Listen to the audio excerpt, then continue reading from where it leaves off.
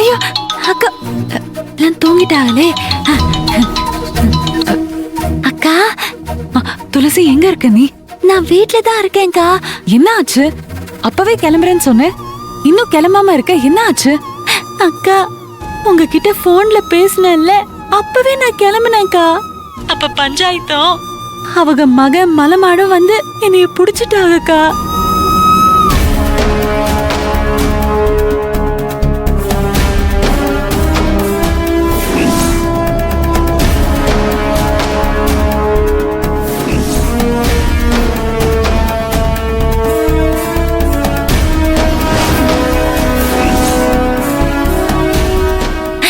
அக்கா, விடிஞ்சா நிச்சயதார்த்தம் சொல்லிட்டு வீட்டுக்கு முன்னாடி பஞ்சாயத்து காவலுக்கு நிக்கிறாங்க.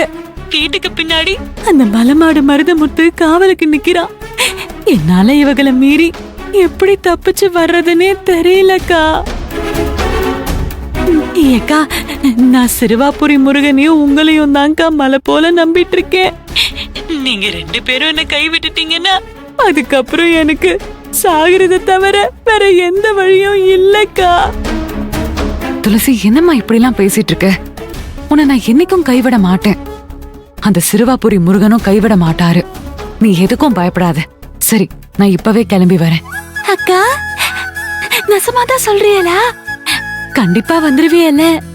கண்டிப்பா வந்துருவேன். நீ இப்படியெல்லாம் பேசாத. எனக்கு அபி மாதிரி நீயும் ஒரு தங்கச்சி தான். அபிக்கு ஒரு பிரச்சனைனா நான் போகாம இருப்பேனா, அதே மாதிரிதான் உனக்கு ஒரு பிரச்சனைனா நான் வராம இருப்பேனா. இப்பவே வரேன்.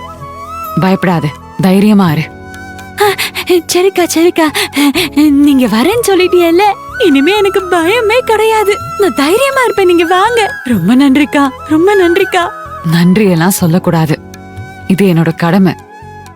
வச்சிருட்டுமா? வச்சிருங்கக்கா.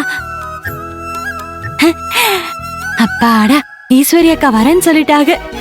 இனிமே எனக்கு பயமே கிடையாது. நான் ரொம்ப தைரியமா இருப்பேன். டேய் பஞ்சாயத்து மலமாடு, அக்கா வராக. நீங்க செத்தீங்க பாருங்க.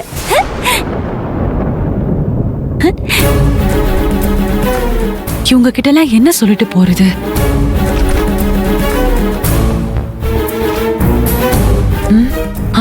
ஃபாத்திமாவை பார்க்க போறேன்னு சொல்லிட்டு போயிட வேண்டியதா? அபிமா, அது நம்ம ஃபாத்திமா இருக்கால, அவ கால் பண்ணா.